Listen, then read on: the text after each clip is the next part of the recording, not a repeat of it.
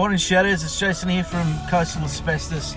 Had a pretty good year last year, and I sort of sat down and the first thing I did was I thanked everybody who's thanked us. And one of the people I reached out was Matt from the Site Shed. So we've been, we started our business 4 years ago from nothing, and in that 4 years we were able to 10 times our turnover. And a huge part of that is listen to the Site Shed. You know, if you don't just get serious about your trades business, you're always going to be that guy who's complaining, you know, why aren't I busy, why aren't I off the tools, what's going on. It's pretty much as simple as listening to the podcast, having a good think about it, summarizing it, figuring out just one thing. It just doesn't matter, you know.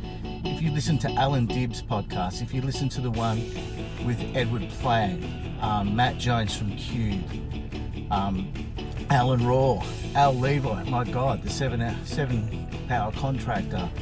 You know, these names, you should know that. Dave Gatto, Fairs Overvale, I'm not sure that's his name.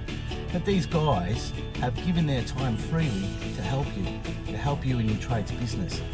There's no mysteries, it's all there for free. Unfortunately, you're gonna have to do the work. So take some self-respect for yourself, think about what you're doing and why you're in this, and get involved, roll up your sleeves and start actioning the stuff you hear in the podcast. Don't just drive along and go, oh, that's entertainment, I've done that. That's the first part. The second part is actually putting stuff into action. So, as the great man Matt Jones says, if you don't know what you don't know, and if you've only got one reason to listen to the podcast, it's because you don't know what you don't know. So, that's out for me. Thanks, Matt, the Site Shed. That's how important it is to listen to the podcast. See you guys.